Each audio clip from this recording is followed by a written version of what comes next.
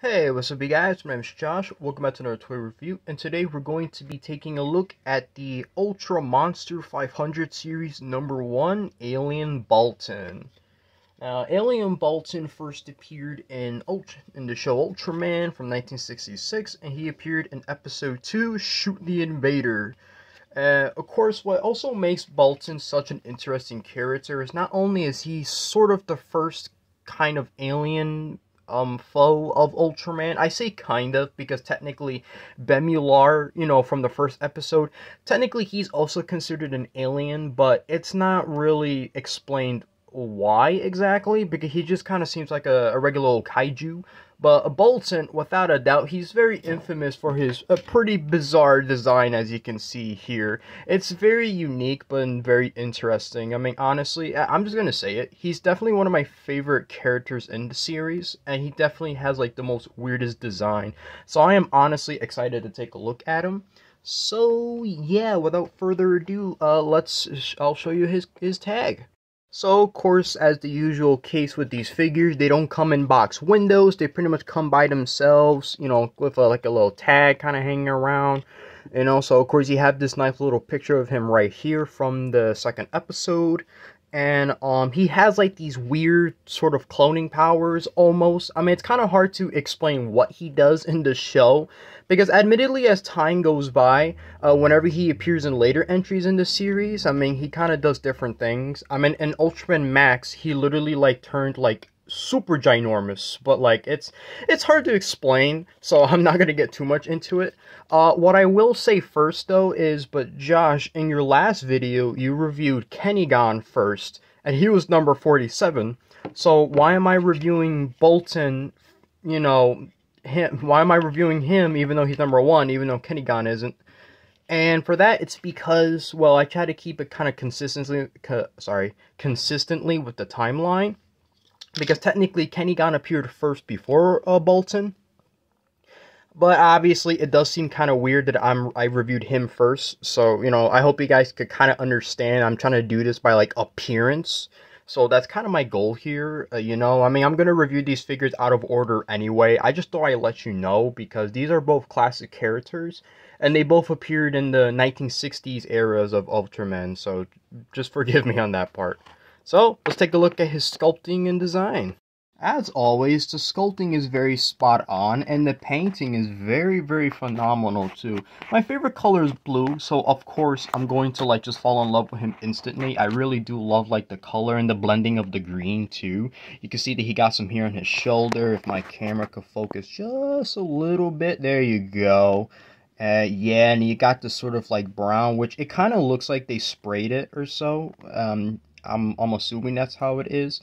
That's basically what a majority of the paint looks like for his body. And when you look at his face, you can see how perfectly nice it's painted though. There's no scrapes or anything like that, so I'm kind of glad that this is just and beautiful, like, honestly.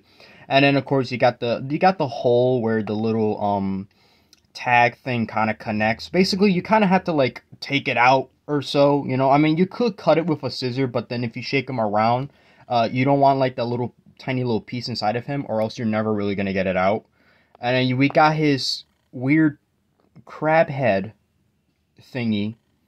Yeah, I'm just gonna say this right now. I don't really know exactly what he's supposed to be. I mean, I keep thinking he has to be like some kind of weird sea creature alien, but I couldn't tell you, honestly. I really don't. Maybe a crab? I don't know, with his ginormous claw arms. If only my camera can actually... There you go. You see how nice that is? I hate looking at this because I keep thinking that it's like a window, or like a plain window. That's kind of what that reminds me of. But obviously, that's just how he looks. He looks... Well, what can I say? It looks just like how he appeared in the show, so you can't argue with that, obviously. And I really do love the way he looks. Oh, and where's my manners? We gotta show you the back.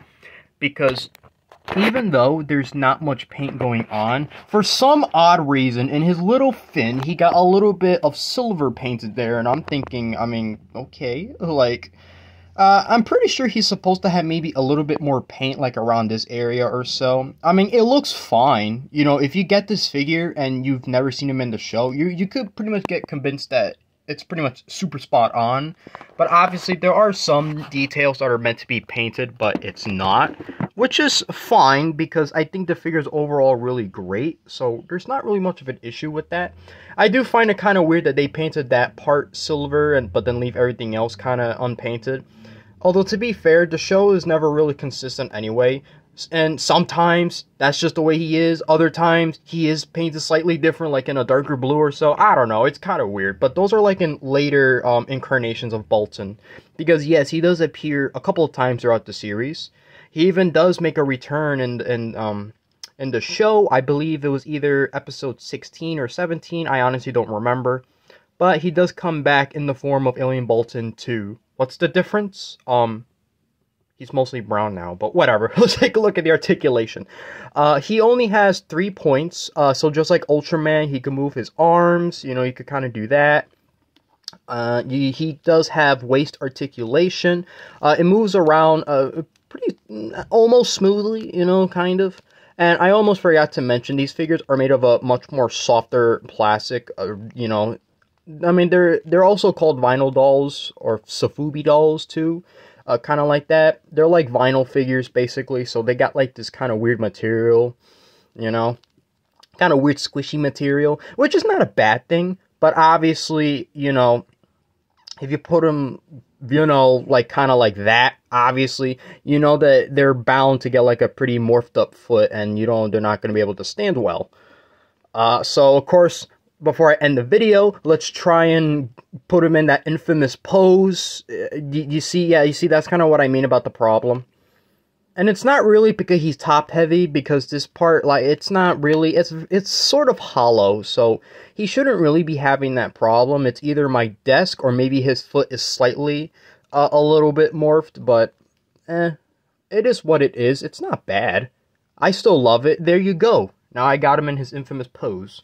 Because, yes, that's kind of like his favorite thing. He's also very famous for his laugh. His very, very evil, maniacal laugh. So that's great. That just makes the character much more interesting. So, of course, let's do a size comparison. Here he is compared to Ultraman. Come on, stand up. Stand up. Okay, whatever. That's close enough, right? They're roughly the same height, that's pretty good. You know, a lot of the monsters in this toy line, they're not size accurate. So it's very good to see that he is. So I'm glad for that. Here he is next to Kenny-gun. And like I mentioned with the whole messed up foot, he does have that issue. So I'm kind of surprised that he's standing up. So that's good. Ultra 7. Let's see. How does he compare with Ultra 7? Somebody in the comments, they actually told me that they want to see a review of Ultra 7. So I'm definitely going to deliver that at some point. He's not going to be my next review, honestly, but you will see him eventually. And of course, one last figure I would like to compare him with is going to be, ooh, this is a surprise. Ooh, it's Superposable Spider-Man from the Toy Biz line. Oh, that's weird. Why do I have a Spider-Man figure here? Shh, that's foreshadowing. Yeah, we might get a review of him somewhere in the future. Not immediately though. I just thought I'd kind of give you that little teaser because I really, really am excited to review him somewhere in the future. And yeah, that's about it. You know, we kind of end it right there. I would definitely give this figure a 10 out of 10. If I'm being very honest. It's really good. You know, it's cool. Painted very well. He's very accurate. He's size accurate, which is surprising.